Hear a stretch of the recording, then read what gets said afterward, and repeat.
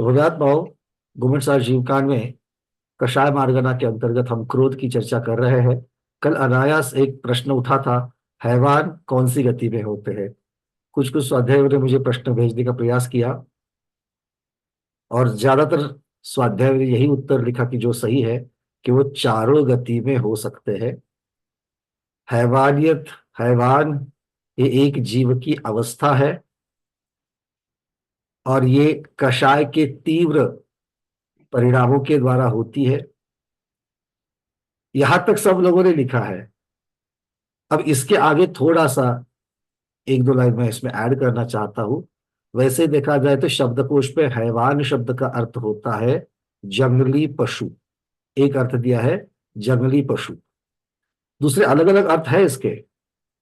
चौपाई, जीवधारी, एक अर्थ तो जीवधारी भी है। तो हर एक जीव को उन्होंने हैवान कहा है। अरबी अरबियन में हर एक जीव को हैवान कहा गया। तो प्रचुरता से, प्रधानता से जो जीव जंगली पशु के जैसा व्यवहार करे, अर्थात तीव्र कषाय के उदय में संज्ञाओं के वशीभूत होकर पशु जैसा व्यवहार करे, विवेक अविवेक ना देखे, ऐसे जीव को हैवान कहते हैं। और ऐसे हैवान तो हमारे आजू बाजू में कितने घूम रहे हैं, सभी गतियों में हमको दिख सकते। देवों में भी होते हैं, देवों में भी इस प्रकार के हैवान हो सकते हैं। ठीक है, चलिए। अब देवों में किस प्रकार से होंगे, बाकी गतियों में तो समझ में आता है। देवों में किस प्रकार से होंगे, व्यंतर आदि जो क्रीड़ाएं करते हैं, अलग अलग प्रकार की क्रीड़ाएं करते हैं और जिसमें दूसरों को नुकसान भी पहुंचाता है, तो वहां पर हम उसको उस अपेक्षा से हैवान कह सकते हैं। चलिए आगे बढ़ते हैं। हम देख रहे थे क्रोध शब्द का अर्थ, उसके पर्यायवाची देख रहे थे। तो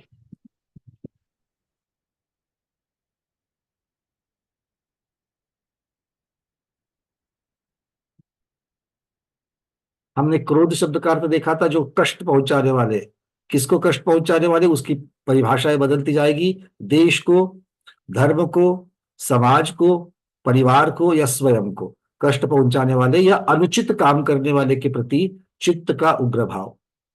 अब ये अनुचित जो है, ये स्वयं की अपेक्षा से भी अनुचित हो सकता है या फिर सर्वसाधारण अनुचित भी हो सकता है। जो मुझे अच्छा नहीं लगा, जो मुझे उचित नहीं लगा, वो अनुचित, ऐसी भी परिभाषा कोई करके क्रोध कर सकता है।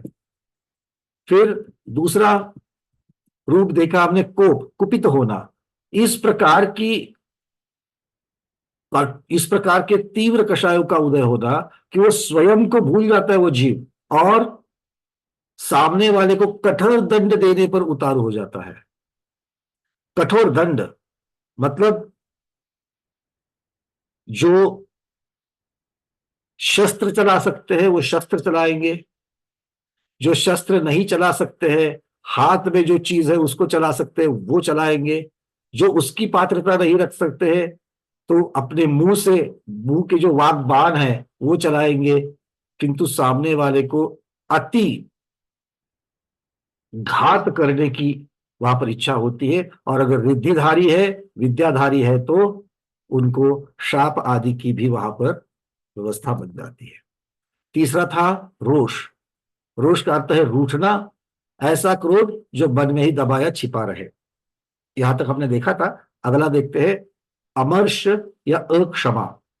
आप अपने अपने पीडीएफ में देख सकते हो, अमर्ष या अक्षमा, चित्त का ऐसा उग्र भाव जिसमें क्षमा रूप परिणाम नहीं होते।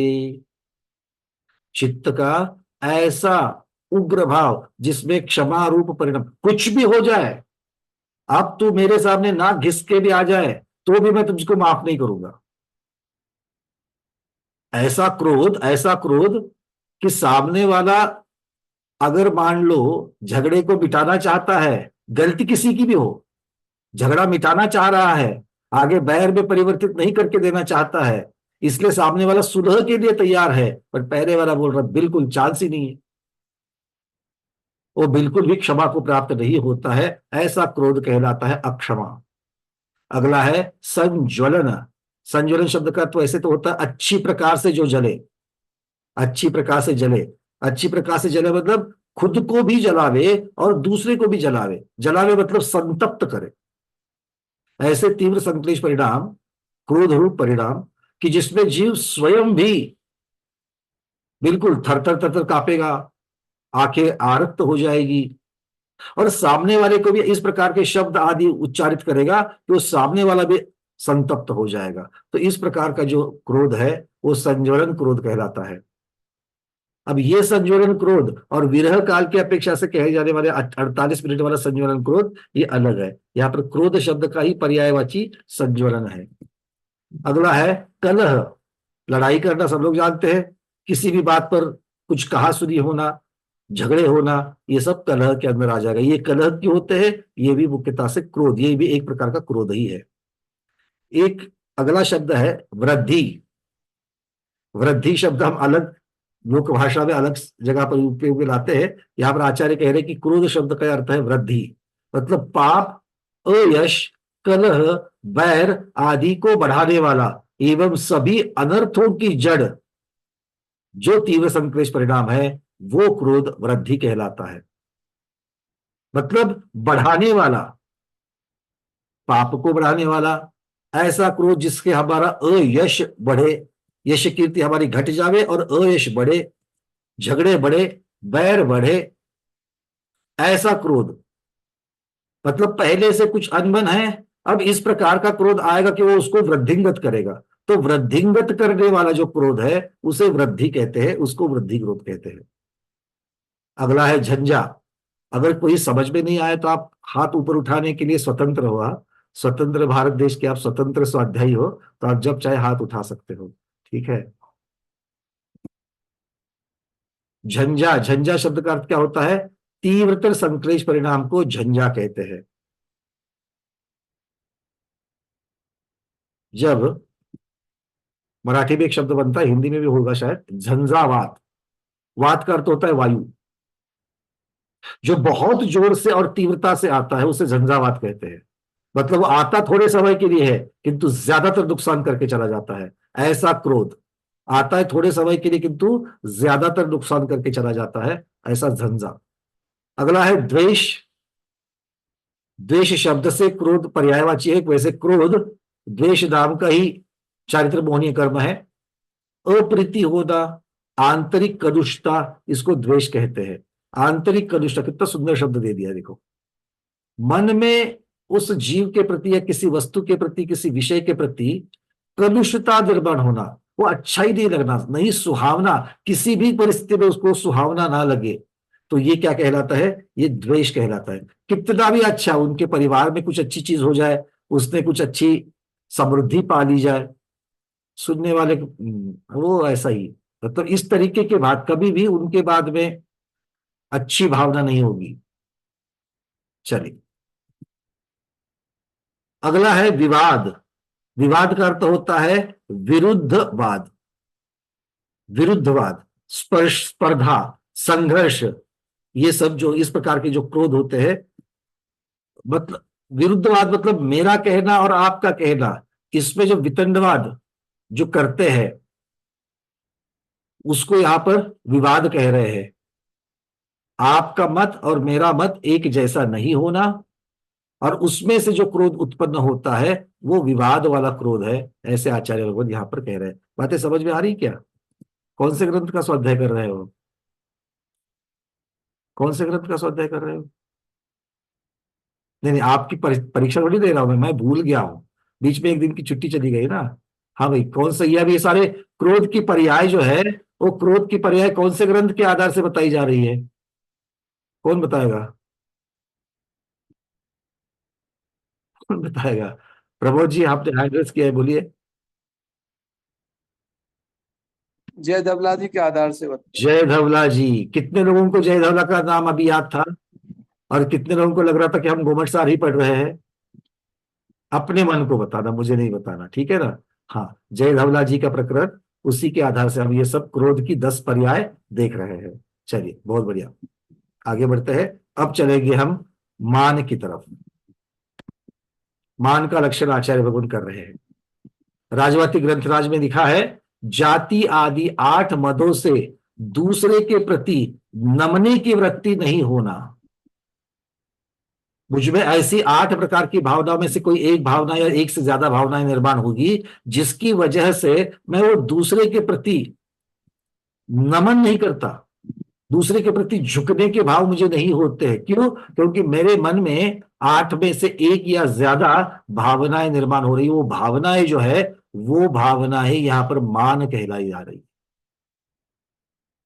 मैं फला फला कॉलेज से पढ़ा हुआ हूं और तुम मुझे सिखा रहे हो। मैं फला फला यूनिवर्सिटी से पढ़ा हूं, मैं उस गुरु का चेला हूं और तुम मुझे पढ़ा रहे हो। मद, अहंकार, जाति मद, कुल मद, पूजा मद, और कौन कौन से है? अरविंद जी पूछ रहे धवला और जय धवला एक ही है क्या? नहीं, अलग अलग है। धवल, महाधवल, फिर महाबंध की टीका, और फिर जय धवल टीका। कषाय पाहुड़ की टीका को जय धवल कहते हैं। षटखंडागम की टीकाओं में मुख्यतः से धवल, महाधवल और महाबंध ये आ जाते हैं। पहले देखो, षटखंडागम के 6 खंड, 6 खंडों में से पहले 5 के ऊपर धवल महाधवल, और फिर एक छठा जो खंड है वो महाबंध कहलाता है। ठीक है, तो ये सब मिलकर के हो गए षटखंडागम। और इसको अलावा एक कषाय पाहुड़ नाम का महान ग्रंथ है, उसी समय का है, तो उस कषाय पाहुड़ के ऊपर की जो टीका है वो जय धवल टीका है। ठीक है, चलिए। हाँ, तो हम ये देख रहे थे राजवाटिक में 8 मदों की वजह से दूसरे के प्रति झुकने की वृत्ति नहीं होना, इसे मान कहा है। धवल ग्रंथ में कहा है रोष से अर्थात रूठने से अथवा विद्या तप आदि जाति बद के दूसरे के तिरस्कार रूप भाव को मान कहते हैं। पहला, राजवाटिक में स्वयं को बड़ा मानना, ये जो भावना है उसकी वजह से झुकने के भाव नहीं हो रहे थे। और दूसरे में धवल में कह रहे कि दूसरा को नीचा देखना। बात वही है, खुद को ऊपर उठा हुआ देखना कहो या दूसरे को नीचे दिखाना कहो, बात वही है। जब हम दूसरे को छोटा समझते हैं और खुद को बड़ा समझते हैं, तब जाकर के दूसरे के प्रति झुकने के भाव नहीं होते हैं, वही अहंकार है। फिर कहते हैं, धवल ग्रंथ में ही कहा है 13वीं पुस्तक में, विज्ञान, ऐश्वर्य, जाति, कुल, तप और विद्या, इनके निमित्त से उत्पन्न उद्धतता रूप जीव का परिणाम। उद्धतता, उद्दंडता, मदमस्त प्रकार होना, मस्ती में आए जैसा परिणाम, ये किसकी वजह से होता है? विज्ञान की वजह से, ऐश्वर्य की वजह से, जाति, कुल, तप और विद्या, इन सब के अंदर इन्होंने ये सारे कारण, जब ये 8 पदों के ही अलग अलग रूप है, इसको समझ सकते हैं। नियम सार की तात्पर्य टीका में आचार्य भगवान कहते हैं, कवित्व कौशल के कारण, कवित्व कौशल के कारण समस्त जनों द्वारा पूजनीय पने से, कुल जाति की विशुद्धि से, निरुपम बल से, संपत्ति की वृद्धि के विलास से, 7 प्रकार की रिद्धियों से, अथवा शरीर लावण्य रस के विस्तार से होने वाला जो आत्म अहंकार है वो मान है। यहां पर भी मदों की ही चर्चा है। किस किस प्रकार के मद, देखिए क्या क्या कह रहे हैं। कवित्व कौशल, प्रतिभा, बुद्धि, इसके ऊपर मद होना। समस्त जनों के द्वारा पूजनीय पने की वजह से उत्पन्न होने वाला अहंकार, सब लोग मुझे सम्मान कर रहे हैं, मेरी पूजा कर रहे हैं, तो ये अहंकार। पूजा शब्द के अर्थ सम्मान में होता है। कुल जाति की विशुद्धि से, मेरे कुल में और ना जाति में, माता की तरफ से भी और पिता की तरफ से भी कहीं भी वहां पर दोष नहीं है। मेरा कुल भी निर्दोष है और मेरी जाति भी निर्दोष है। निर्दोष का अर्थ क्या करते हैं? जहां पर सजातित्वता है, वहां पर दूसरी जातियों के साथ में मिश्रण नहीं है, जहां पर रत्नत्रय धर्म की परंपरा है, ऐसा मेरा कुल निर्दोष और ऐसा मेरी जाति भी निर्दोष। इस प्रकार से अहंकार होना। निरुपम बल, जिसको उपमा नहीं दे सकते, ऐसे बहुत बलशाली होने की वजह से भी आत्म अहंकार आता है। 7 प्रकार की रिद्धियां प्रकट होना, उसकी वजह से आत्म अहंकार आता है। संपत्ति की वृद्धि के विलास से, ऐश्वर्य इतना जबरदस्त की उसकी वजह से भी आत्म अहंकार। तो ये सारे मुख्यता से मन में अहंकार की भावना उत्पन्न होना, इसी को यहां पर मान कषाय कह रहे हैं। आचार्य भगवान जय धवला जी में कह रहे हैं इसके भी 10 पर्याय है। अब कौन कौन से है? ये 10 को लक्षण भी माना है और 10 पर्याय भी कही गई है। देखते चलिए जय धवला की गाथा। नहीं तो कब हमको प्रसंग आएगा जय धवला की गाथा अपने कंठ से उच्चारण करने का? है कि नहीं है? आनंद हो रहा है कि नहीं हो रहा है? अरे हाँ या ना? अमृत के कण अपने कंठ से उच्चारण करना, 4 बार मन में भक्ति भावना लाना और फिर बोलना।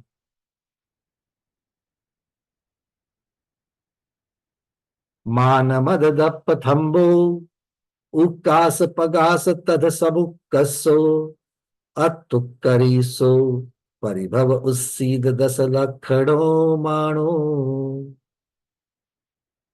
कह रहे हैं मान, मद, दर्प, दप्पा ने दर्प, थम्बो मतलब स्तंभ, उक्कास उत्कर्ष, पगास प्रकर्ष, सबुक्कसो सबुत्कर्ष, अतुक्करिसो आत्मोत्कर्ष, आमोत्कर्ष, आत्मो नहीं आमोत्कर्ष, परिभव उस्सिद अर्थात उत्सिक्त। अब इनके क्या क्या लक्षण हैं, इन एक एक लक्षण को देख लेते हैं। सबसे पहले आचार्य भगवान कह रहे हैं मान और मद। अब तक तो मद को ही मान कह रहे थे, अब यहां पर जयधवला जी में देख लेते हैं कि इनको अलग अलग कैसे किया है। सबसे मान, पहले यहां पर मान शब्द से, सभी तो मान ही है, सभी 10 के 10 मान ही है, किंतु उसमें से प्रचुर मात्रा में जिसको मान कहा जाता है उसको कहते हैं जाति आदि के द्वारा अपने को अधिक बड़ा मानना, ये मान। मद किसे कहते हैं? जाति आदि के द्वारा आवेशित, उन्मत्त होना। दो अलग अलग चीजें हैं। एक में सिर्फ अहंकार की भावना आना और दूसरा अहंकार की भावना में मदमस्त होकर आवेशित होना, क्रियाएं करने के लिए उद्युक्त होना, इतनी लेवल का। देखो कभी कभी क्या होता है, राग या द्वेष जो होते हैं वो उत्पन्न तो होते हैं किंतु अपने तरफ, अपने तक ही मर्यादित रहते हैं। स्वयं को हमें किसी के ऊपर क्रोध आता है, स्वयं को किसी के बारे में अहंकार आता है, और कभी कभी इसी के आगे बढ़कर के उसको व्यक्त करने की भावना या प्रवृत्ति हो जाती है। तो वो व्यक्त करने की जो प्रवृत्ति है उसको यहां पर मदमस्त होना कह रहे हैं।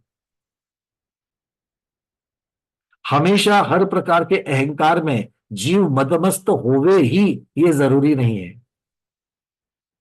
ये जो सूक्ष्म सूक्ष्म व्याख्या है इनको आपको याद रखना है, इसके ऊपर चिंतन करना है, इसके ऊपर उदाहरण को याद करना है। क्यों?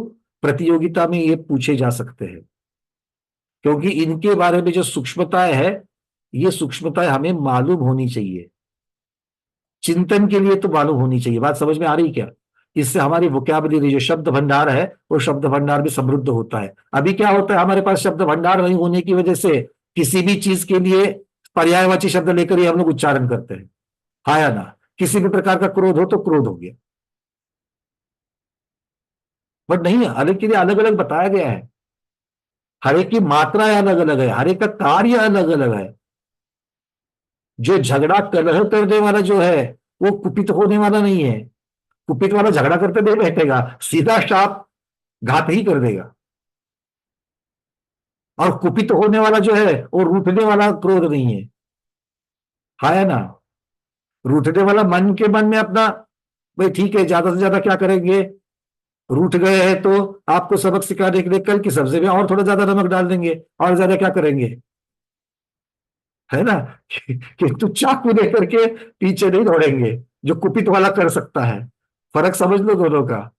रोष बहुत, मतलब ये गिवन सिचुएशन रोष एक्सेप्ट हो सकता है भाई, चलो अगर होना ही है क्रोध तो रोष जैसा छोटा सा हो जाए, अपने मन में दबा हो जाए, चल जाएगा, कुपित वाला नहीं चाहिए।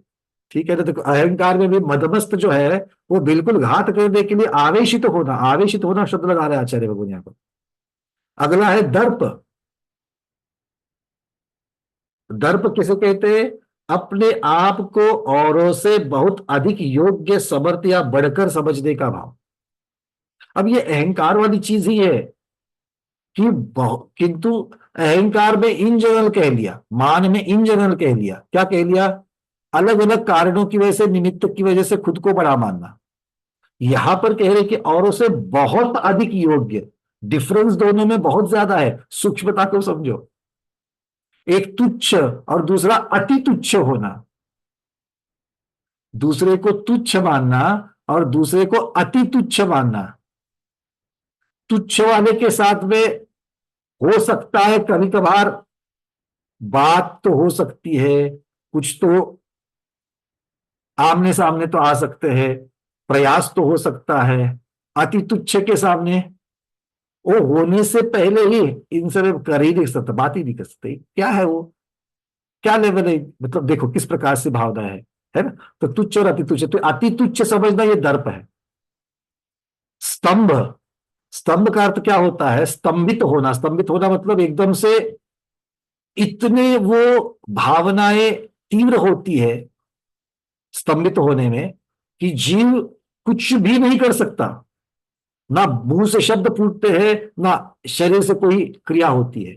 उसको स्तंभित, एकदम बिल्कुल एक जगह पर ठहर जाना, उसे स्तंभित कहते हैं। तो ऐसा कैसे कह रहे हैं? तो मदवश उत्पन्न दर्प से यद्दा तद्दा बोलते हुए स्तंभित हो जाना। क्या कह रहे हैं? मदवश, मदवश मतलब आवेशित हो गया। मद मतलब क्या है? आवेशित, जबरदस्त जोर से कोई प्रवृत्ति हो रही अहंकार के वश। और उस अवस्था में जो दर्प उत्पन्न होता है, मतलब जब जीव अहंकार से बहुत आवेशित होता है, तब वो दूसरे को अति तुच्छ समझता है। और अति तुच्छ समझने की वजह से वो यद्धा तद्धा बोलते हुए स्तंभित हो जाता है। मतलब अब उसे, वो इतने हाई लेवल में उसका अहंकार पहुंच चुका है कि वो व्यक्त ही नहीं कर पा रहा है। यहां पर आचार्य भगवान ने उसका प्रवास कैसे दिखाया, देखो बहुत सुंदर शब्द लगाया यहां पर। और ये सभी हिंदी शब्द उस मूल टीका के शब्द है, हिंदी टीका है, मतलब मूल गाथाओं में ये शब्द सारे आ गए हैं। क्या कहते हैं? मदवश उत्पन्न, मद का मतलब क्या है? आवेशित जीव का उन्मत्त होना। मतलब जीव आवेशित, आवेश से प्रवृत्ति करने के लिए उद्युक्त हुआ है, इतना अहंकार। और उस अहंकार से क्या हो गया? दर्प उत्पन्न हो गया। दर्प उत्पन्न हो गया मतलब दूसरे को अति तुच्छ समझना चालू कर दिया। और अति तुच्छ समझना चालू कर दिया तो इतना आवेशित होकर के अति तुच्छ समझ रहा है कि अब वो व्यक्त ही नहीं कर पा रहा खुद को, इतना वो हाई लेवल में चला जाए। कभी आपने ये देखा है ऐसी अवस्था? बहुत बार क्रोध में भी ये हो जाता है। इतना जीव क्रोधित होता है, क्रोधित होता है कि एकदम से वो जोर जोर से चिल्ला चिल्ला करके बोल रहा है, और उतने से सामने वाला ऐसी कोई चीज बोल दे जो इसको और भी, इसके मान को, अहंकार को ठेस पहुंचाए, फिर तो वो व्यक्ति दांत ओंठ भींच कर खींच कर ऐसे स्तब्ध खड़ा हो जाता है कि अब मैं क्या करूं। तो वो उस डायलमा में रहता है, करता नहीं, बिल्कुल स्तब्ध खड़ा हो जाता है। कभी देखा है कि नहीं देखा ऐसा? नहीं देखा? अरे अरे अरे, अगर ऐसा नहीं देखा तो जीवन में आकर के क्या देखा? कषाय वाले जीवों को देख करके, देखने जैसी बहुत चीजें होती है कषाय वालों के, कषाय को देख करके उसके ऊपर करुणा भानी चाहिए। भैया ये क्या लेवल हो गया इस जीव का, पुद्गल जीव के ऊपर कितना हावी हो गया, इसका इतना उदाहरण। जिसको समझाने के लिए आचार्य भगवान को गाथा लिखनी पड़ी, वो हमें बिना गाथा पढ़े सामने उदाहरण दिखाई देते हैं। हाँ या ना? हमें तो तीसरे गुणस्थानवर्ती बहुत बार दिख जाते हैं, बहुत बार दिखते हैं तीसरे गुणस्थानवर्ती, समझते हैं ना? मिश्र गुणस्थानवर्ती, सम्यक मिथ्या दृष्टि, वो एक एक पहलू जो थोड़ा सा अगर हम लोग बारकाई से उनकी तरफ देखें ना, एक एक पहलू उनके दिखते हैं। और जो जो हमने गाथाओं में पढ़ा हुआ है सारा का सारा लाइन से देखने को मिलता है। अनुभव करते हैं कि अरे हाँ बिल्कुल ऐसा ही तो गाथा में लिखा है, ये देखो सामने लक्षण दिख रहे हैं, इसमें दिख रहे हैं लक्षण। तो तब ऐसा लगता है कि हम प्रैक्टिकल देख रहे हैं। आचार्यों ने गाथाओं में लिखा, गाथा याद रखने से एक बार ऐसे जीव को देखा जाए तो जिंदगी भर याद रहता है। इसलिए ऐसे प्रैक्टिकल्स को देखना चाहिए, करना नहीं चाहिए। भाई ये नहीं कह रहा हूं कि इतने अहंकारी बन करके स्तंभित होकर के दूसरे को प्रैक्टिकल मत दिखाओ, देखने पर समझ लो और चिंतन करो, ये महत्वपूर्ण है। अगला है उत्कर्ष होना, स्वयं के महत्व को बड़ा हुआ मानना। साक्षात में बड़ा है कि नहीं माना है मालूम नहीं है, खुद को बड़ा मानना। प्रकर्ष मतलब उत्कर्ष मान की अत्युच्च अवस्था। उत्कर्ष जब उत्कृष्ट अवस्था को पहुंचता है, उत्कर्ष अहंकार जब उत्कृष्ट अवस्था को पहनता है, तब उसे प्रकर्ष अहंकार कहते हैं। प्रकर्षता और उत्कृष्टता। फिर है समुत्कर्षता। ये सब क्या है? Level of degrees. क्या कहते हैं इसको? हाँ, ये शक्त्यांश है, ये मान के शक्त्यांश है। अविभाज्य प्रतिच्छेद बढ़ने का एक उदाहरण है। बातें समझ में आ रही कि नहीं आ रही है? एक मान है, किसी के पास 50% मान है, किसी के पास 80% है, किसी के पास 90% और 90% के साथ में आवेश है। ऐसे अलग अलग शक्त्यांश वाले ये अहंकारी जीव है, और उन लेवल्स की वजह से उनको अलग अलग प्रकारों में निबद्ध किया गया है। समुत्कर्ष का अर्थ है संपन्नता से खूब बड़ा हुआ अहंकार। एक तो जबरदस्त बड़ा हुआ चाहिए, मतलब शक्त्यांश ज्यादा चाहिए, और कारण क्या है? संपन्नता,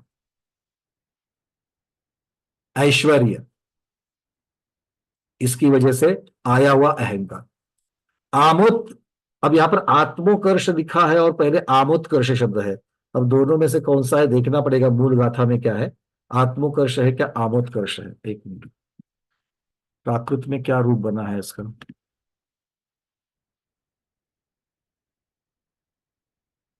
अतुक्करीसो ऐसा शब्द है।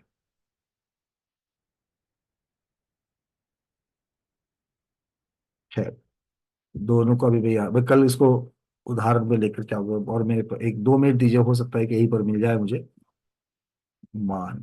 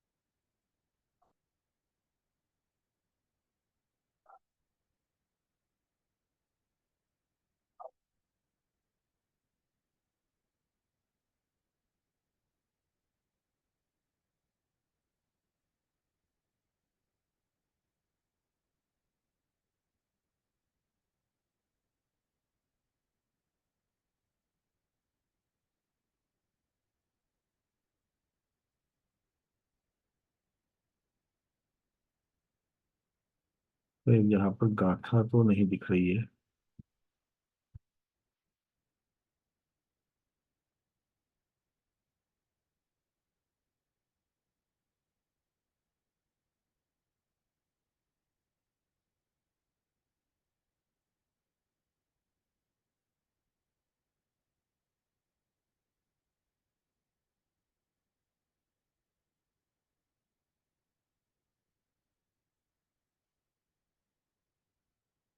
आमोद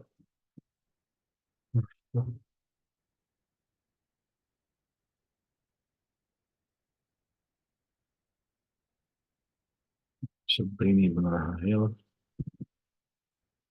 आत्मोकर्ष,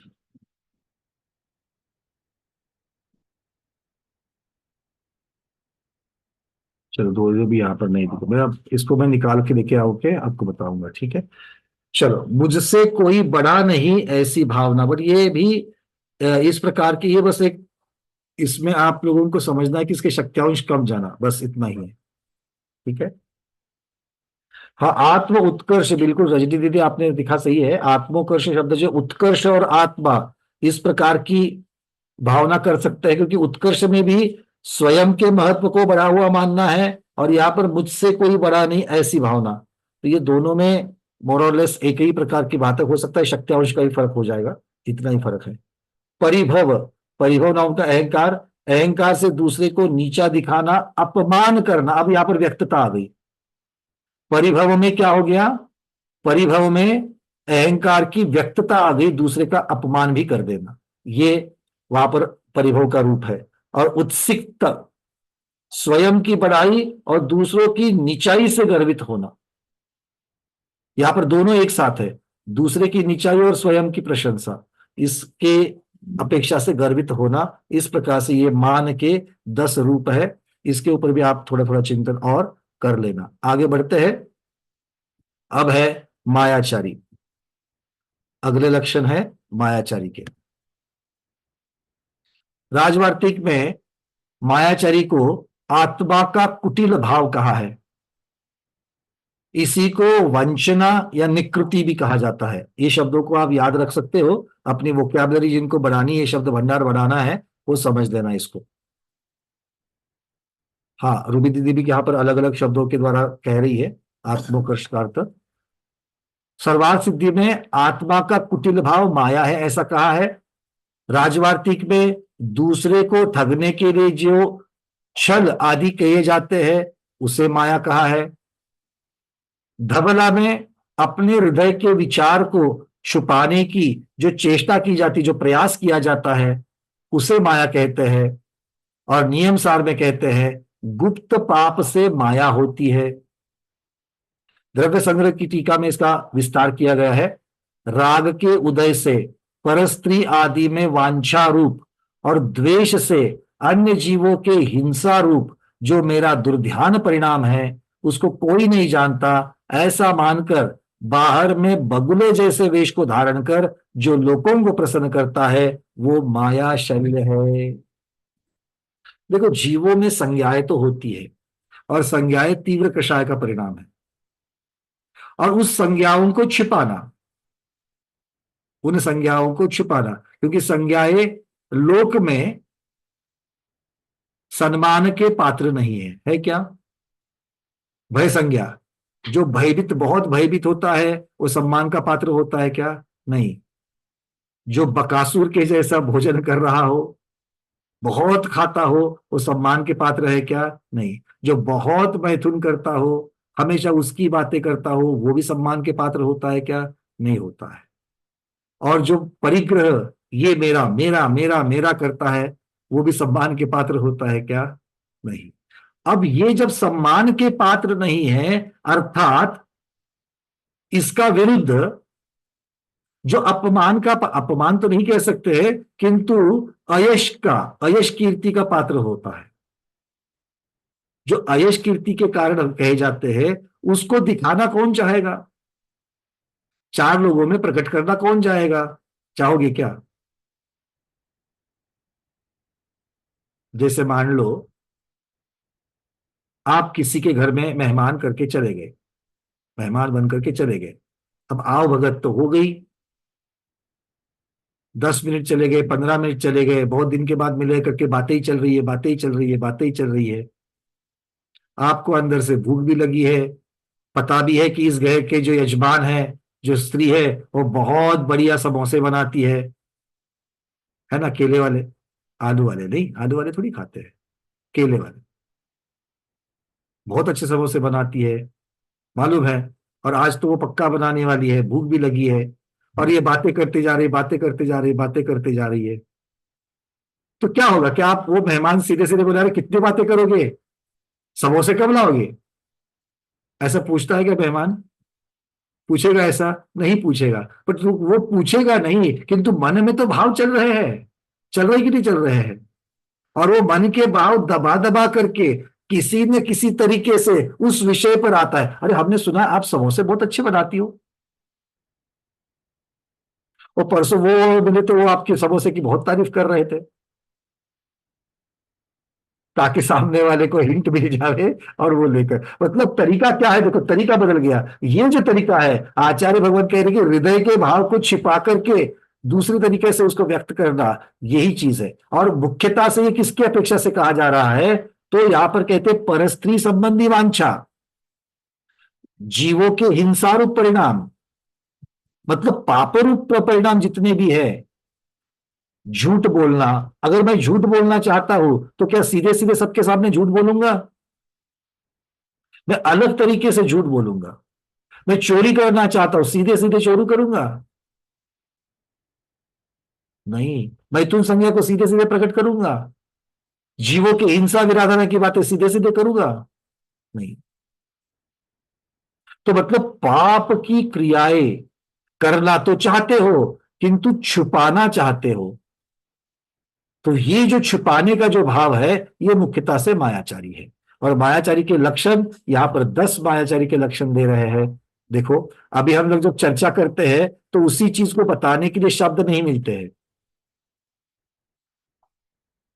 छिपाना, छिपाना, अपने मन के भाव प्रकट नहीं करना, इतने 2-4 शब्दों में हम लोग रह जाते हैं। और इसीलिए आचार्य भगवान यहाँ पर शब्द भंडार बनाने के लिए 10 प्रकार के लक्षण मायाचारी के बता रहे हैं। क्या कह रहे हो? माया ये साधि जोगो निय दिव्य वंचना अनुजुगदा गहनम मन्नुन्नमगण कक्क कुहक गुहन छन्नो। माया साधि योग अर्थात साति योग, निकृति, वंचना, अनृजुता, ग्रहण, मनोज्ञ मार्गणा, कल्क, कुहक, निगुहन और छन्न, ये अलग अलग प्रकार के शब्द मायाचारी के लिए लगाए हैं। इसमें से बहुत सारे शब्द तो पहली बार हम लोग माया के पर्याय में देख रहे हैं। मुझे लगता है पहला एक माया शब्द छोड़ेंगे, माया शब्द छोड़ेंगे तो बाकी शब्दों से परिचय माया के अर्थ में है क्या, देखना जरा। साति योग, निकृति, निकृति अलग है, निकृष्ट अलग शब्द है, निकृति है। वंचना, वंचना शब्द हम लोग अलग तरीके से समझते हैं, यहां पर मायाचारी के रूप में लगाया है। अरुजुता, रुजुता मालूम है, यहां पर अरुजुता है। ग्रहण, ग्रहण करना अलग है, यहां पर मायाचारी में ग्रहण शब्द आ गया। मनोज्ञ मार्गणा, कल्क, कल्की मालूम है, कल्क कह रहे हैं। कुहक, निगुहन, उपगहन, अनुपगहन मालूम है, यहां पर निगुहन है। और छन्न, देख लेते हैं एक एक शब्द के अर्थ क्या है, इसको देख लेते हैं।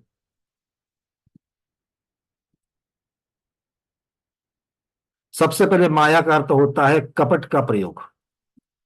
माया का अर्थ क्या कर रहे हैं? कपट का प्रयोग करना, धोखा, छल, इसका नाम माया है। मुंह में राम, बगल में चूरी, एक विचार और कृति अलग। साति योग में क्या है? कुटिल अर्थात टेढ़ा, दूसरे को बुरा लगे ऐसा व्यवहार करना, ये भी मायाचारी में ले लिया है।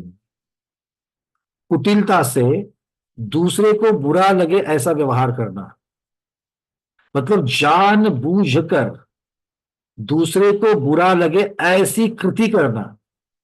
दिखाना सीधा, मतलब आगे भी शायद इसके मिलता जुलता आएगा, किंतु हम लोग जो टॉन्ट मारना कहते हैं, टॉन्ट मारना कहते हैं ना, टॉन्ट मारना समझते कि नहीं समझते? मराठी में शाल जोड़ीतले मारने, मतलब शब्द तो ऊपर बहुत अच्छे अच्छे बड़े बड़े दिखते हैं, समझने वाला उसको समझ सकता है कि ये हमारी बुराई कर रहा है कि अच्छाई कर रहा है, नहीं तो आधे से ज्यादा तो सम्मान के शब्द समझ करके खुश हो जाते हैं। तो इसका जो बोल रहा है उसका कार्यभाग हो जाता है कि मुझे जो बोलना था मैंने बोल लिया, 4 लोगों को समझ में आ गया कि मैं इसकी बुराई कर रहा हूं, इसका अपमान कर रहा हूं, किंतु जिसको बोल रहा हूं उसको समझ में नहीं आ रहा है। इस प्रकार की बातें साति योग में कह रहे हैं। दूसरे को बुरा लगने जैसा व्यवहार। निकृति अर्थात सीधे सीधे ठगने का भाव, दूसरे को ठगने का भाव। वंचना, वास्तविक रूप या बात छिपाकर कुछ और ही बात बनाना, बाहर शब्दों का जाल ऐसा बुनना और उसके अंतर्गत अपने भाव अलग रखना। अनृजुता अर्थात योग की कुटिलता, योग की कुटिलता इसमें मन, वचन और काय तीनों भी ले रहे हैं। मन, वचन और काय ये तीनों भी ले रहे हैं। हाँ दीपा दीदी, आप कुछ कह रहे हैं?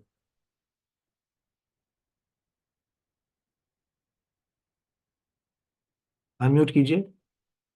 वंचना, वंचना हम व्यवहार में यूज करते हैं ना कभी कभी, ते मला याची कल्पना नव्हती तो असं करेल असे, म्हणजे मनात एक होतं आणि दुसरंच तो करतोय, हाँ बिल्कुल, ही वंचना केली त्यानं, ये म्हणजे माया बरोबर वंचना हा शब्द पण व्यवहारात येतो। वंचना शब्द हम लोग लगाते हैं, बहुत बार वंचना शब्द लगाते हैं कि इसने वंचना करी।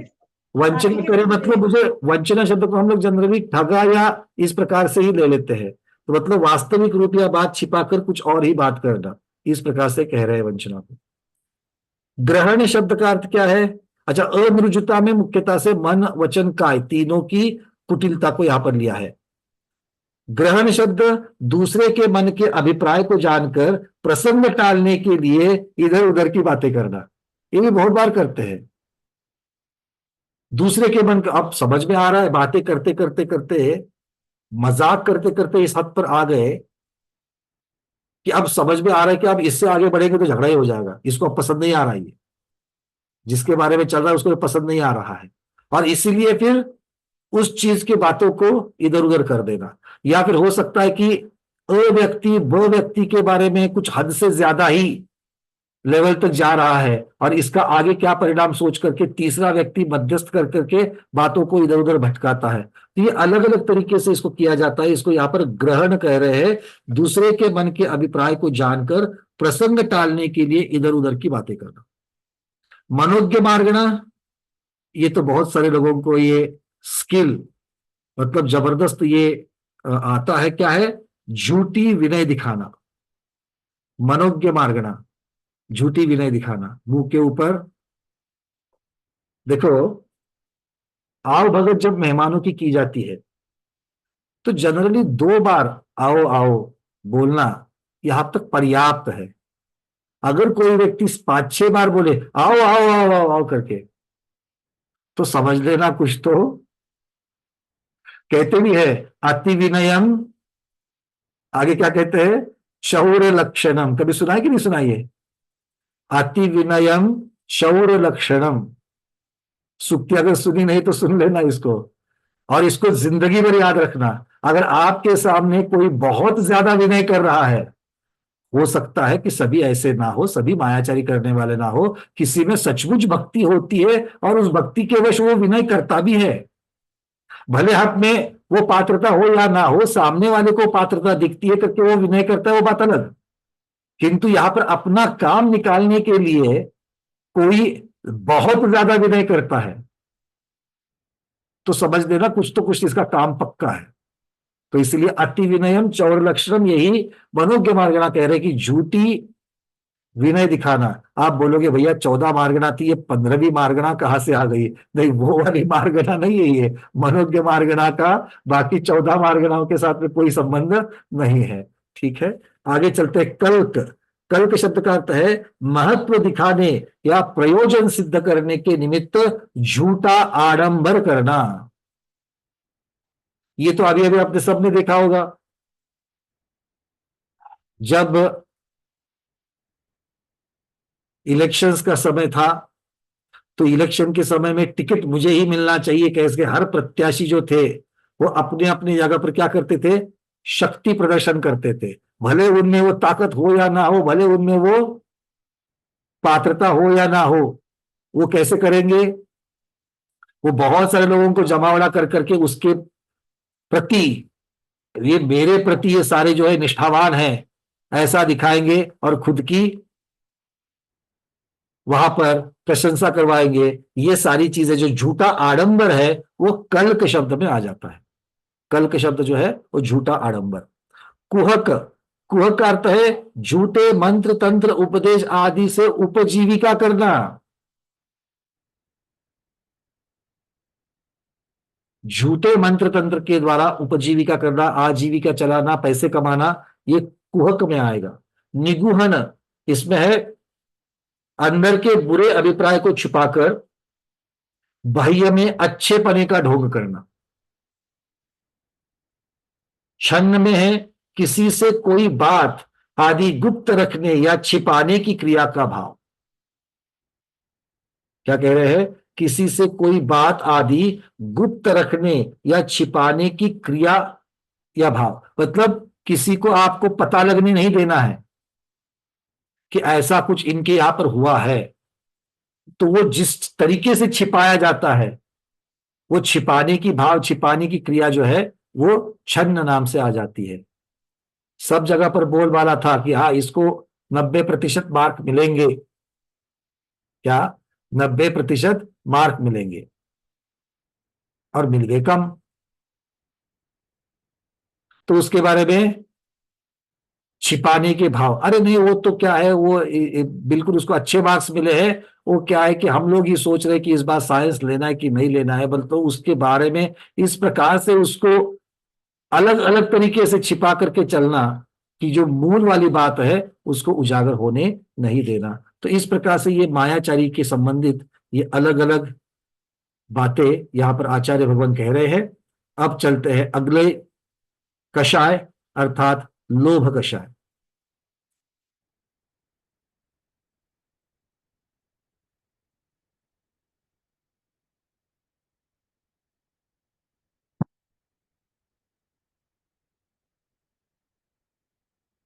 देखिए, लोभ कषाय को राजवार्तिक में क्या कहा है?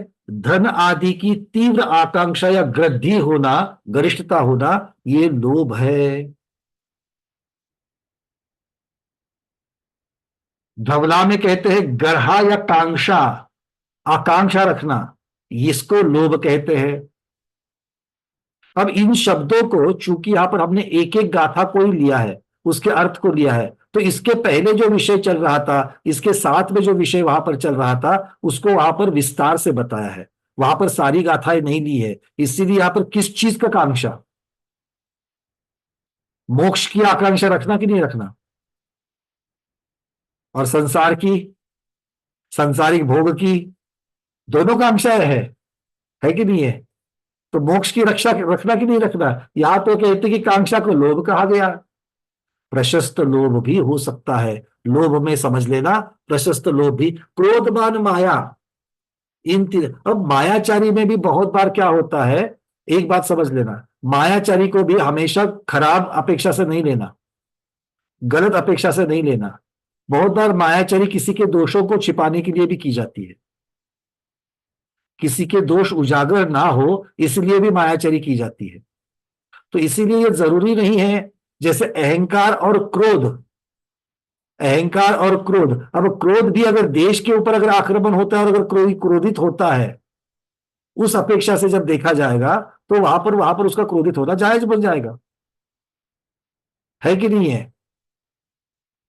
तो इस तरीके से उसको प्रसंग के अनुसार कषाय की जो अभिव्यक्ति होती है वो प्रशस्त है कि अप्रशस्त है, इस प्रकार से समझना चाहिए।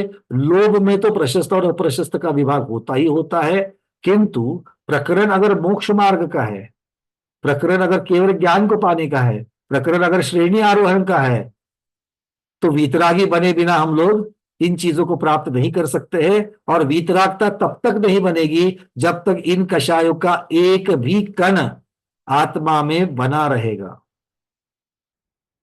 इसलिए हमको फाइनली इसको छोड़ना ही है। तो अलग अलग परिस्थितियों में अलग अलग तरीके की कथन हो जाएगा, इसलिए इसको एक तरीके से सब जगह नहीं रख सकते हैं।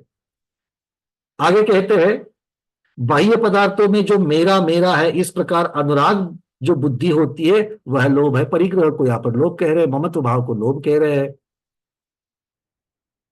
योग्य स्थान पर धन व्यय का अभाव वह लोभ है। कितनी सुंदर परिभाषा नियम सार जी में दी है। कहते हैं योग्य स्थान पर धन का व्यय नहीं होना ये लोभ है।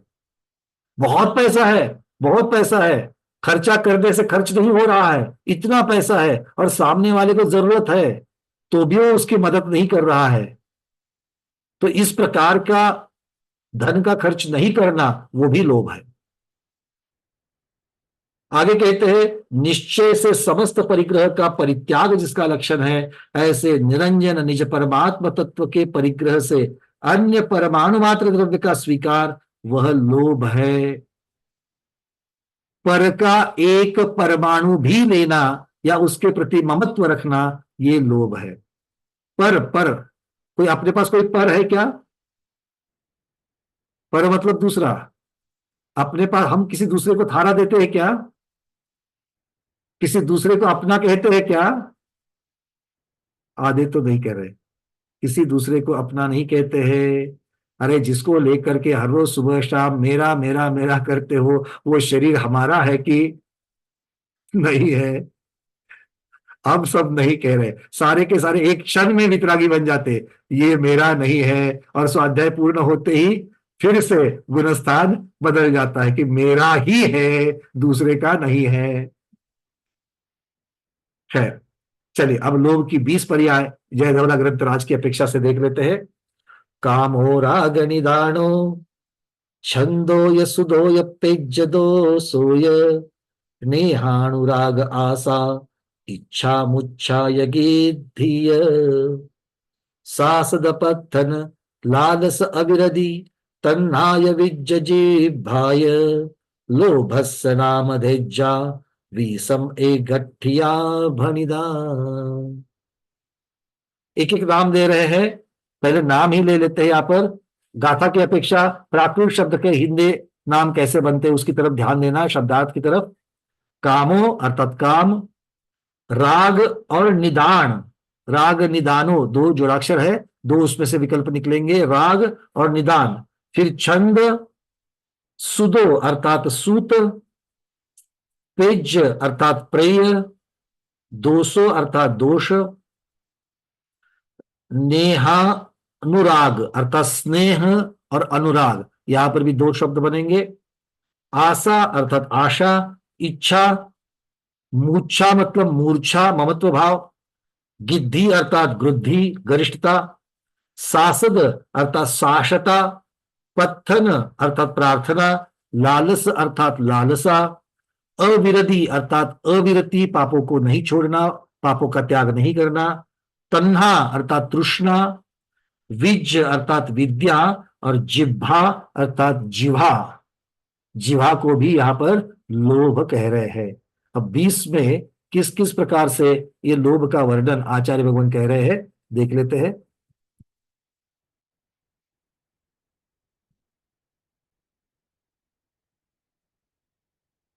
सबसे पहले काम को लोभ माना है, काम को लोभ माना। इष्ट स्त्री, इष्ट पति, इष्ट पुत्र, परिवार आदि परिग्रह की अभिलाषा,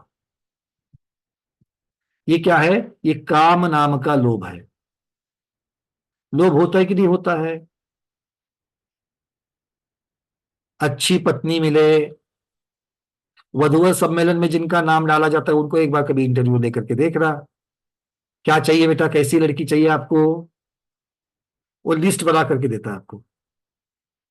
एक बार दर्पण के सामने खड़ा हो जाएगा ना और स्वयं में क्या क्या चीज है ये देखेगा, तो वो लिस्ट में से दो चार चीजें भी बचेगी कि नहीं बचेगी मालूम नहीं, बट लिस्ट तो बना करके घूमता है। ये क्या है? मुझे ऐसी चाहिए, मुझे ऐसा चाहिए। ये क्या कह रहे हैं? ये काम अभिलाषा या काम लोभ है। इस प्रकार से मुझे परिवार चाहिए, इष्टता से। इष्ट मुझे क्या, इष्ट मतलब कैसे? यहां पर परमेष्ट शब्द नहीं कह रहे हैं। इष्ट, इष्ट और परम इष्ट में फर्क वाले हैं क्या? क्या है इष्ट और परम इष्ट? परम इष्ट इष्ट होना चाहिए, परम इष्ट इष्ट होना चाहिए, किंतु इष्ट परम इष्ट होवे ही ये जरूरी नहीं है। मेरे लिए इष्ट क्या है? डायबिटीज हो गया है किसी को और फिर भी उसको अभी भी जलेबी लुभा रही है, गुलाब जामुन लुभा रहा है, तो वो उसके लिए इष्ट है क्या? वो खुद उसको इष्ट मान रहा है, तो वो इष्ट है क्या? नहीं है। और परम इष्ट किसे कहते हैं? जो कृपा करे, जो सहायता करे, जो उत्तम सुख की तरफ लेके जावे, वो परमेष्ट कहलाते। परमेष्टि पांच ही है, पांच से छठे नहीं होते। परम इष्ट पांच ही है, अरिहंत सिद्धाचार्य उपाध्याय सर्वसाधु, इससे ज्यादा कोई नहीं, न मां न पिताजी। ऐसा क्यों होता होगा? चिंतन तो करो जरा, ऐसा क्यों होता होगा? मां तो इतनी उपकारी होती है जो हमें जगत में लेकर के आती है, तो भी उसको परमेष्टि में नहीं रखा। चिंतन का विषय है, उत्तर तो आपको जरूर मिल जाएगा। बिल्कुल मीना जैन दीदी कह रही है मोह के कारण। वहां पर हम लोग राग परिणाम कहेंगे, उसके मोह के परिणाम कहेंगे। मां मोह की वजह से अपने ही बच्चों के प्रगति के आड़ भी आ सकती है। आज मुझे दीक्षा लेने के भाव हो रहे, मैं दीक्षा लेने के लिए निकल रहा हूं, ऐसा कहते सबसे बीच पे पहले कौन आ जाएगा? माँ। कौन बोला? पत्नी। अरे नहीं भाई, जा रहा है तो जाने दो ना, वैसे भी नहीं जा रहा था, किसी सहारे से जा रहा है, कौन रोकेगा इसको? है कि नहीं? नहीं, पत्नी पत्नी अड़ाए नहीं अड़ाए बात की बात बनेगी, पर पहले माँ तो जरूर, कुछ भी हो जाए माँ जो है वो बिल्कुल भी रोक लेगी। अब तीर्थंकरों को रोकती है तो हम और आप उसके सामने क्या है? तो ये मोह का कारण है। तो परमेष्टि जो है वो शाश्वत सुख की तरफ लेके जाते हैं, परम उपकारी होते हैं, और इसलिए हमें जो इष्ट है वो परम इष्ट होवे ही, ये जरूरी नहीं है, क्योंकि हमारा इष्ट हमारे राग द्वेष के साथ में जुड़ा हुआ है।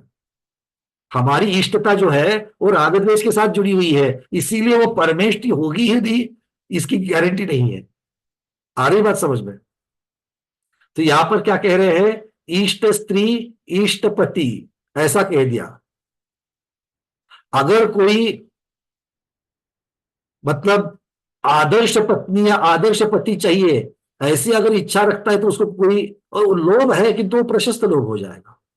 अगर कोई इस प्रकार से है, मुझे आज भी याद है, आज भी मुझे याद है कि एक दो प्रसंग मैं आपको बताऊं। ये वधूवर सम्मेलन की बात जो निकली है उसी की अपेक्षा से, मतलब जो विवाह के इच्छुक होते हैं उनकी बच्चों की बात कर रहे हैं।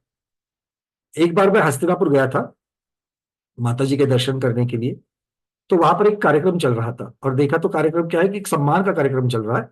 और सम्मान किसका किया जा रहा था? सम्यक शिखर जी की, जिसको 108 वंदनाएं हो चुकी है, जिनकी सम्यक शिखर जी की 108 वंदनाएं हो चुकी है, उनका सम्मान चल रहा था। देखा तो उसमें पुरुष भी थे, स्त्री भी थे, बुजुर्ग भी थे, यंग भी थे, किंतु एक यंग दंपत्ति का, पति पत्नी का वहां पर सम्मान किया जा रहा था। और वो देख करके बड़ा आश्चर्य हुआ जब उनकी बोलने की बारी आई, और वो महज, मुझे लगता है 25 साल का लड़का होगा और 23-24 साल की लड़की होगी, बिल्कुल नवविवाहित थे। और वो दोनों का सम्मान किया जा रहा था क्योंकि दोनों की समेत शिखर जी की 108 वंदनाएं हो चुकी थी।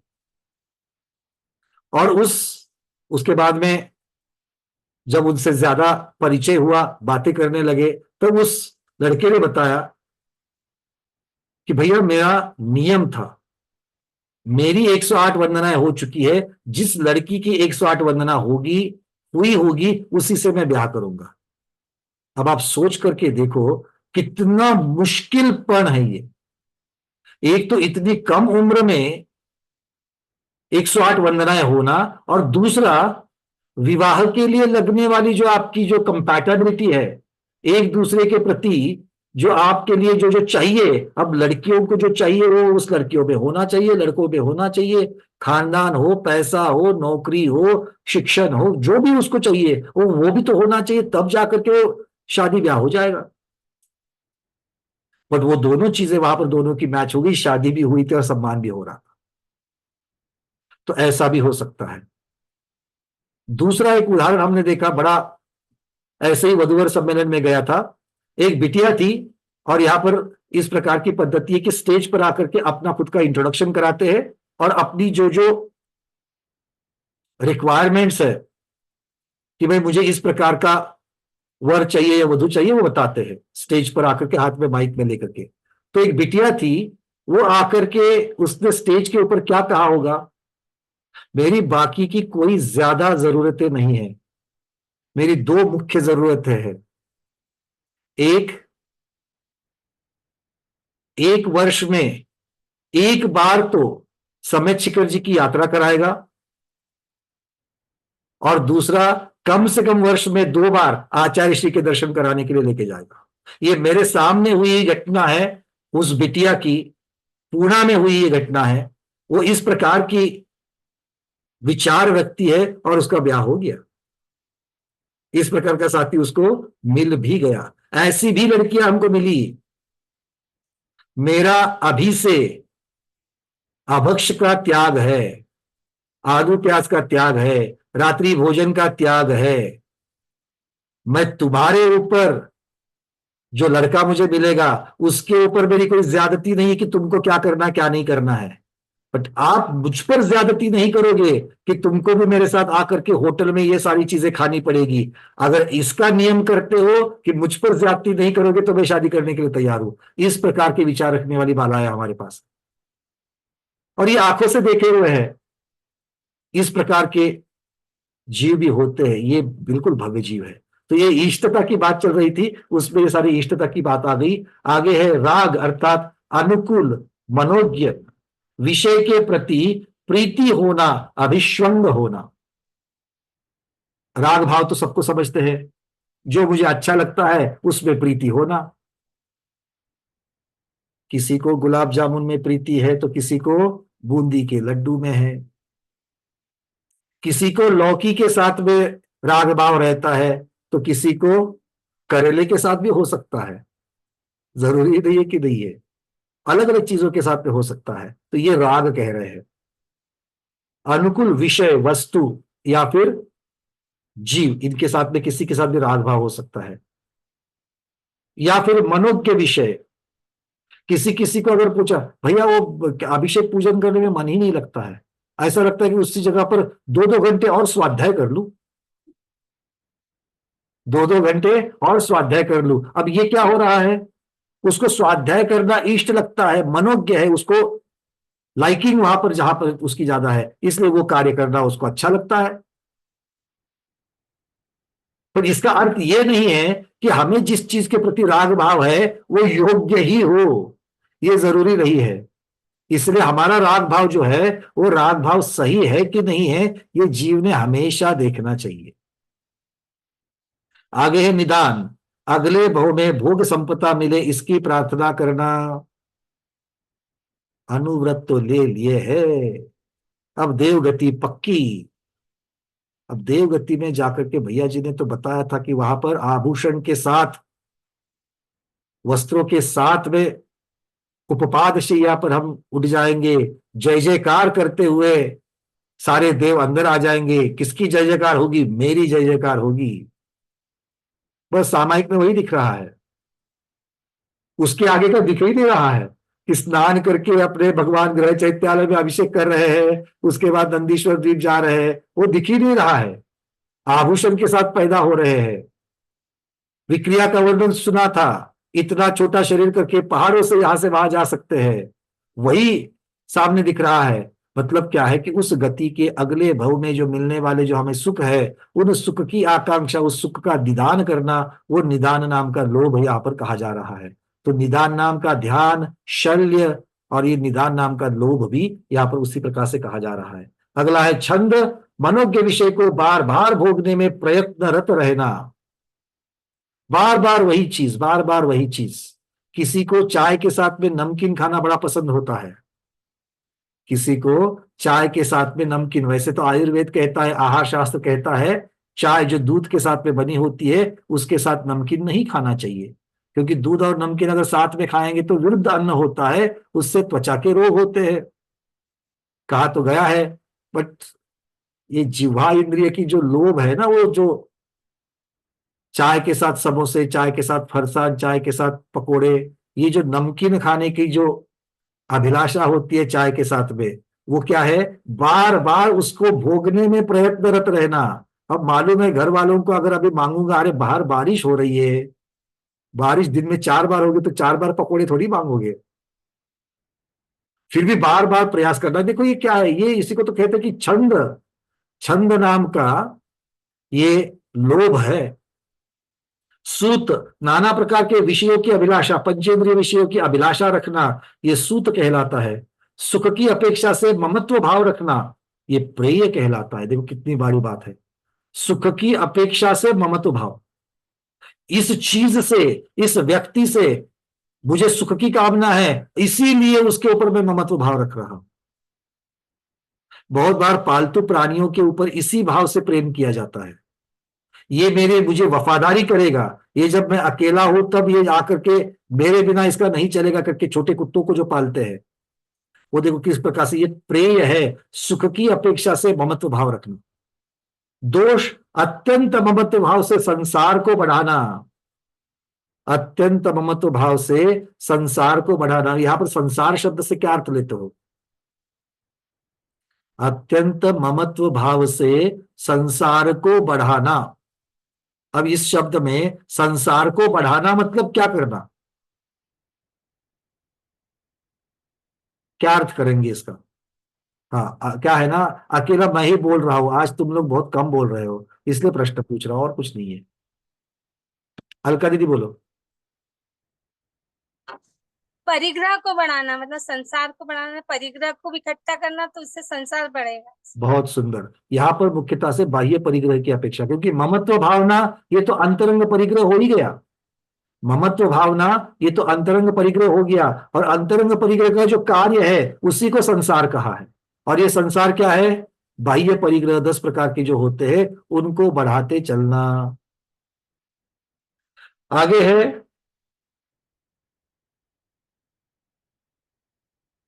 स्नेह। स्नेह में इष्ट वस्तु में अनुराग सहित मन को लगाना, बार बार मन को उसी की तरफ लेके जाना, उसी चीज का चिंतन करना, ये लोभ में यहां पर आ रहा है। नहीं तो इष्ट वस्तु में अनुराग होना ये तो पहले भी हमने देखा था, किंतु बार बार मन में उसी चीज का चिंतन लाना। अनुराग में इष्ट वस्तु में स्नेह सहित मन को लगाना। दो शब्द के इतने सुंदर आए हैं ये। पहले स्नेह में इष्ट वस्तु में अनुराग सहित मन लगाना, तो अनुराग शब्द अलग है, और कह रहे स्नेह में क्या कह रहे हैं? अनुराग सहित मन को लगाना, और अनुराग में कह रहे कि स्नेह सहित मन लगाना। कैसे अर्थ करेंगे इसका? इष्ट वस्तु में अनुराग सहित मन को लगाना स्नेह है, और इष्ट वस्तु में स्नेह सहित मन को लगाना अनुराग है। मतलब अंजलि दीदी कहाँ रहती है? दीपा दीदी के बाजू में, और दीपा दीदी कहाँ रहती है? अंजलि दीदी के बाजू में। अब ढूंढो अपना अपना दोनों का एड्रेस कहां पर मिल जाएगा। मिलेगा क्या एड्रेस? ऐसा बताएंगे तो मिलेगा क्या? नहीं मिलेगा। तो यहां पर परिभाषा ऐसी हो रही है, अनुराग की परिभाषा स्नेह की अपेक्षा, स्नेह की परिभाषा अनुराग की अपेक्षा। अब हम लोग यहां पर क्या कर सकते हैं? ज्यादा से ज्यादा जो पारंपरिक अर्थ है उसी से लगाएंगे, स्नेह और अनुराग। अब होता तो इष्ट वस्तु में ही है स्नेह भाव, रति भाव, और अनुरागता जो है, अनुराग शब्द में अनु और राग ये दो शब्द है। अनुराग में दो शब्द है, और अनु शब्द जो है वो बारंबार बारंबार बारंबार को दर्शाने के लिए अनु शब्द लगाया जाता है। तो अनुराग का अर्थ क्या है? राग लगने के बाद में उसको कंटिन्यू होना, बार बार उसमें राग सहित होना, ये अनुराग है। और स्नेहवश अर्थात रति सहित, जो मुझे अच्छा लगता है उसके साथ मेरा स्नेह होता है, सबके साथ स्नेह नहीं होता है। और बहुत बार कोई दोष वाली जो चीज होती है फिर भी हम उसके साथ स्नेह करते हैं, क्यों? क्योंकि वो मेरी है। ध्यान से सुनना, हम लोग इसके उत्तर कैसे निकाल रहे हैं। स्नेह शब्द को ममत्व के साथ जोड़ रहे हैं, और दोषपूर्ण है तो भी उसके साथ ममत्व किया जा रहा है या राग भाव किया जा रहा है, क्योंकि वो मेरा है। जैसे मां अपना बेटा अगर जुआरी हो, व्यसनी हो, और घर में अगर भूखा आ जावे तो भी उसको खाना खिलाती है, रात के 11 बज जाए तो भी खाना खिलाती है। ये क्या है? ये स्नेह भाव है, ये स्नेह भाव है। और ऐसा ही स्नेह भाव बहुत समय तक लगे रहना। एक साइड में उस बेटे में दोष बढ़ते जा रहे बढ़ते जा रहे बढ़ते जा रहे हैं, नाना उपाय करने से भी वो उस दोषों से बाहर नहीं निकल रहा है, व्यसनों से बाहर नहीं निकल रहा है, किंतु मां जो है वो राग के साथ में अनु लगी रही हुई है, उसका स्नेह बेटे के प्रति कम नहीं हो रहा है। बात समझ में आ रही है? स्नेह और अनुराग दोनों जगह पर लोभ है, पर स्नेह दोषपूर्ण चीज भी प्रिय होती है। क्यों? क्योंकि वो मेरी है, क्योंकि ममत्व भाव है और स्नेह बन गया। और अनुराग उसमें प्रीति बनी रहना, बारंबार बहुत समय तक बनी रहना, ये अनुराग इसके साथ में रह रहे। तो अनुराग के साथ में मन लगाना मतलब बहुत समय के लिए प्रीति के साथ मन लगाना स्नेह है, और स्नेह के साथ ममत्व भाव के साथ में मन लगाना ये अनुराग है। ये दोनों को एक दूसरे के साथ लगाए है, इस चीज को समझ लेना। अगला है आशा, जो उपलब्ध नहीं है उसकी आकांक्षा करना। जो आश्यति अर्थात जो आत्मा को आश्यति कृष करे, आत्मा को कृश करे, आत्मा को वीक करे, हीन करे, वो कहते हैं आशा। जो कभी पूरी नहीं होती है वो आशा। और इसीलिए वहां पर जो उपलब्ध नहीं है उसकी आकांक्षा करना। अब किसी के पास बीएमडब्ल्यू है तो वो बीएमडब्ल्यू चाहेगा क्या? अब बोले मुझे इसके ऊपर का दे दो, क्योंकि वो मेरे पास नहीं है। तो जो चीज नहीं है उसकी आकांक्षा करना, ये आशा कहलाती है। आगे इच्छा। आज थोड़ा सा 5 मिनट लेंगे, पर आज ये 20 भेद जो है पूर्ण कर लेते हैं। इच्छा। इच्छा क्या है?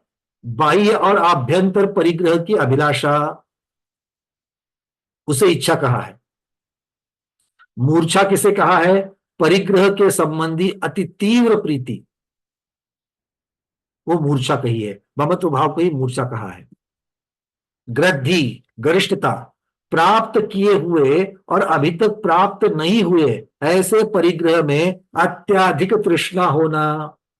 जो कमा करके इन्वेस्टमेंट की है उसको भी हर रोज चेक करना, है ना, है ना, अरे मेरे पास इतना है, ऐसा देख करके सुख की प्राप्ति करना। मैंने इतना इतना इन्वेस्टमेंट किया था, आज शेयर मार्केट कहां से कहां हो गया है, देखो मेरे, वो देख करके सुख की प्राप्ति करना, ये क्या कहलाता है? गरिष्ठता। तो ये प्राप्त जो किया गया है उसी के साथ में तृष्णा बढ़ गई। और मार्केट कब ऊपर जाएगा, और सोने के भाव कब ऊपर जाएंगे, मैंने सोने में इन्वेस्टमेंट की है, ये तृष्णा हो गई। और जो अभी तक प्राप्त नहीं किया गया है उसको कैसे प्राप्त कर लूं, उसको कैसे प्राप्त कर लूं? अच्छा, मेरे बारे इसमें इस चीज में इन्वेस्टमेंट हुई है, किंतु मुझे और 2-3 दुकान तो चाहिए, 2-3 पक्के मकान में इन्वेस्टमेंट करनी चाहिए, वो पोर्टफोलियो में कम पड़ रहा है, वो कब होगी? मतलब जिसकी प्राप्ति अभी तक नहीं हुई है उसकी प्यास लगी हुई है। तो ये कहलाती है गरिष्ठता या गृद्धि। गृद्धता के साथ में भोजन करना, ये भी एक दोष माना गया है। गृद्धता के साथ में भोजन, मतलब जो प्राप्त हुआ है वो भी लोलुपता से खाना, और जो प्राप्त नहीं हुआ है उसकी भी तृष्णा करना। जलेबी बहुत अच्छी लगती है, मुझे नहीं, आप लोगों में से किसी को। आप बोलोगे भैया बार बार जलेबी का नाम क्यों निकालते हैं? एक उदाहरण के लिए लेता हूं कि जब जनरली सबको अच्छी लगती है, ठीक है ना। लड्डू कितने दिन बोलेंगे? तो जलेबी अच्छी लगती है, आ गई सामने थाली में, कितनी परोसी है? 4 परोसी है, बड़ी बड़ी, गर्मा गर्म है, ऊपर केसर भी लगी हुई है, बढ़िया से चाशनी ठिपक रही है। दिख रही कि नहीं दिख रही थाली में? हाँ दिख रही है। वो 4 है। अब वो 4 को कब खाऊं, कब उसका स्वाद लूं, और लेते हुए स्वाद लेते हुए खा रहा है, और ध्यान बार बार आज जा रहा है अंदर। क्यों? क्योंकि वहां से नई फिर से गर्मा गर्म तलने की खुशबू भी आ रही है। दोनों चीजें हैं, जो दिया है उसको गरिष्ठता से भोग रहा है, और जो अभी तक आया नहीं है उसके बारे में और उधर भी ध्यान जा रहा है। ये क्या कहते हैं? गृद्धि, गरिष्ठता से भोजन करना। ये करते हुए जबरदस्त कर्मों का बंध होता है, ये समझ लेना। आगे शाश्वत। शाश्वत शब्द लोभ के लिए आया है। शाश्वत शब्द लोभ का पर्यायवाची है। परिग्रह प्राप्त करने से पहले और बाद में भी वो हमेशा बना रहे ऐसी आकांक्षा, आया ना। कोई चीज जो आपको चाहिए वो मिल जाने के बाद में हमेशा बनी रहे, ये आकांक्षा बिल्कुल ऐसी तो होती है, उसे शाश्वतता कहते हैं। प्रार्थना, प्रकृष्ट रूप से अर्थन अर्थात प्रार्थना, अर्थात सर्वोत्तम धन वैभव की अभिलाषा रखना।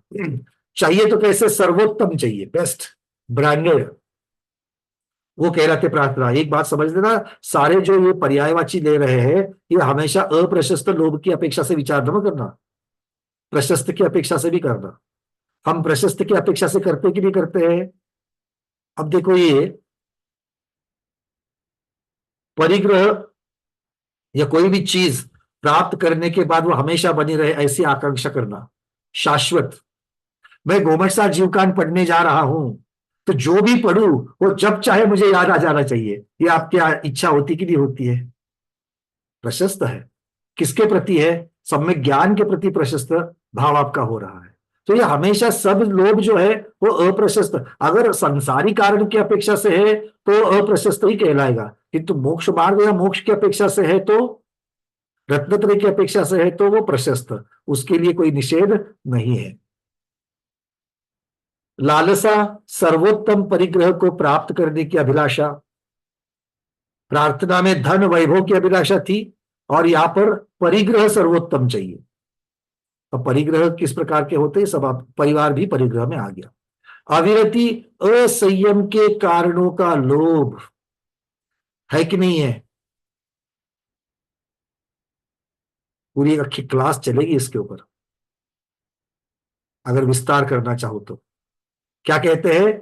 अविरति असंयम के कारणों का लोभ। हमारा जो असंयम है उनके जो कारण है उसका लोभ हमें है कि नहीं है? अरे भाई यही तो चीज है जिसको आपको जो अनुव्रत लेने नहीं दे रही है, और ना ही दूसरी प्रतिभा लेने ले रही है, और ना ही महाव्रत लेने ले रही है।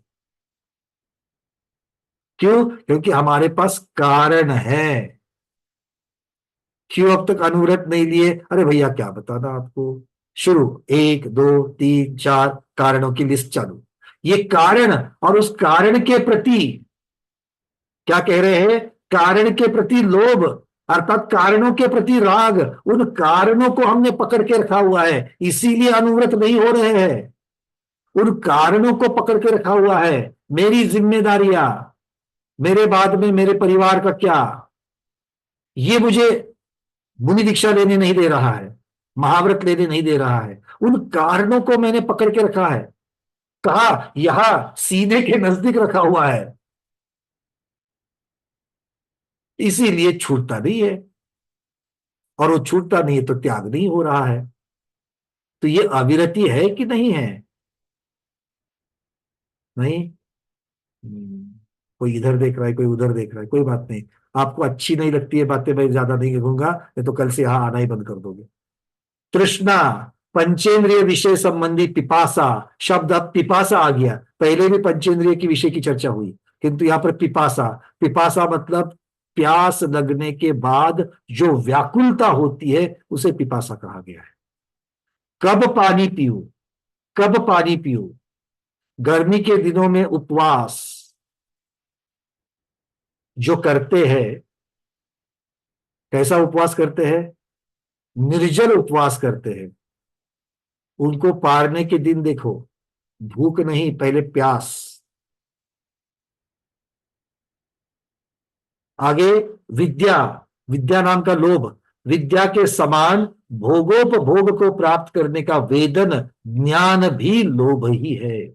विद्या मतलब कौन सी? विद्याधरों वाली विद्या, जो हमें अलग अलग प्रकार की पावर देती है।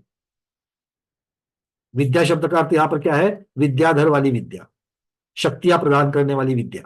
तो वो विद्या, उससे क्या होता है? भोगोपभोग की सामग्री प्राप्त होती है।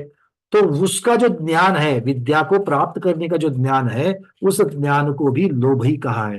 क्योंकि विद्याओं को क्यों प्राप्त किया जाता है? मुख्यतः से भोग उपभोग की सामग्री को पाने के लिए ही प्राप्त किया जाता है। मोक्ष जाने के लिए तो कोई विद्या प्राप्त नहीं करता है। इनफैक्ट विद्या को जब तक छोड़ते नहीं तब तक दीक्षा नहीं ले सकते हैं, ठीक है, क्योंकि वो भोगोपभोग की सामग्री मानी जाती है।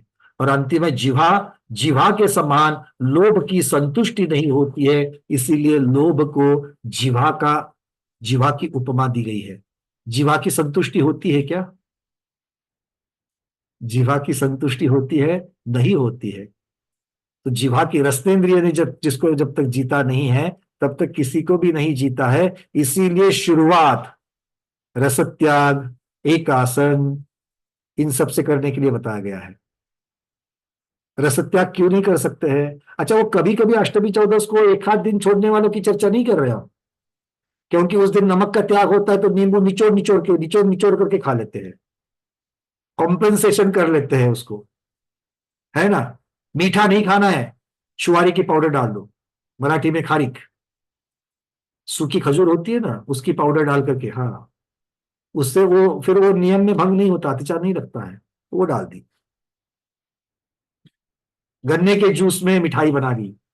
अरे एक दिन के लिए तो मीठे का त्याग करना था, उसमें भी तुमने गन्ने के जूस में जाकर के क्यों? क्योंकि इसमें नियम में भंग नहीं होता।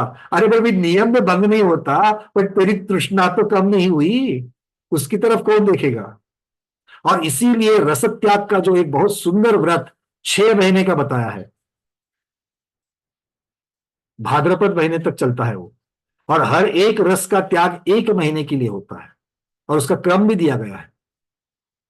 पहले महीने में ये रस छोड़ो, पूरा 1 महीना नमक का तो नमक का त्याग, अगले पूरे 1 महीने मीठा तो मीठे का त्याग, तेल का तो तेल का, इस प्रकार से बहुत सुंदर व्रत दिया गया है। हाँ सुभद्रा दीदी, क्या क्या आपने, कुछ तो कह रही है वहां से, अनम्यूट करो, क्या कह रहे हो? अनुमोदना तो देवे अगर आपने किया है तो। वंदना भैया जी, मैंने तो नहीं किया है, पर वो पूज्य आचार्य अभी विष्णु सागर जी को उपाध्याय बना है ना, हाँ, उन्होंने किया। वो 4 महीना चारों रस त्याग करते। अच्छा 4 महीने बढ़िए, तो 6 महीने वाला है दीदी, 6 रस वाला। ठीक है, आगे का तो मुझे पता नहीं है, पर 4 हाँ महीने होगा, मतलब उसी तरीके से होगा, भादों तक चलता है वो व्रत। 1 महीने दूध, 1 महीने घी, ऐसे बड़े रस त्याग बिल्कुल करते। एक एक महीना, और उसके उसके जाप पे भी है। ये ध्यान सागर महाराज करवाते हैं, सब लोगों को देते हैं। एक दो ध्यान सागर महाराज के दो, हमारे गुरुदेव के दो व्रत इष्ट है, एक पंच कल्याणक व्रत और दूसरा रस त्याग व्रत। रस त्याग जिसको 1 1 महीने का नहीं होगा, तो कम से कम 1 वर्ष के लिए अष्टमी चौदस को तो रस त्याग करना, हाँ, एक एक रस त्याग करने का। क्योंकि यही से तो शुरुआत होती है, जीवा इंद्रिय को जीतने की शुरुआत यही से होती है। कर लो। अभी क्या है ना कि नजदीक में त्योहार, सबसे बड़ा त्योहार आने वाला है, अष्टानिका से वर्षा योग शुरू हो रहा है, तो जितनी भी सारी आपको जो अपनी शक्ति के अनुसार जितनी भी चीजें करनी है इस वर्षा योग में कर देना, ठीक है ना? पुण्य की गठरी बांध देना, क्योंकि वही तो काम में आने वाली है। इस प्रकार ये लोभ की 20 पर्यायवाची जो शब्द है या पर्याय जो है उनकी चर्चा हमने की। तो अलग अलग ग्रंथों में क्रोध, मान, माया, लोभ, इनको किस प्रकार से बताया गया है, इसकी चर्चा आज हम लोगों ने देखी। आज इतना ही रखते हैं, यहां से आगे हम 9 कषाय के भेदों को जानेंगे, फिर वासना काल की अपेक्षा से जो 16 भेद कषाय के होते हैं उनकी चर्चा करेंगे, और उन 16 भेदों के बाद में फिर महत्वपूर्ण विषय और भी चालू हो जाएगा। मैं महत्वपूर्ण इसलिए कहता हूं कि बहुत कम स्वाध्यायी इसको जानते हैं। शक्ति की अपेक्षा क्रोध के भेद, शक्ति की अपेक्षा मान के, माया के, लोभ के भेद, तो शक्ति की अपेक्षा से भेद करेंगे। फिर लेशा की अपेक्षा से भेद करेंगे, और फिर एक शक्ति में अलग अलग प्रकार की लेशाएं कैसी होती है इसका वर्णन देखेंगे। और इसी के साथ में आयु कैसे बंधती है, आयु के बंध और अबंध स्थान, इनकी चर्चा यहां से आगे शुरू हो जाएगी। पहले वासना काल आदि को और 9 कषाय को देखेंगे, फिर यह प्रकरण शुरू होगा। आज के स्वाध्याय में इतना ही। आज के स्वाध्याय को गुरुओं के श्री चरणों में बारंबार नमोस्तु वंदनामि इच्छाकार करते हुए यहीं पर समापन करते हैं। जैनम जयतु शासनम, जैनम जयतु शासनम, जैनम जयतु शासनम।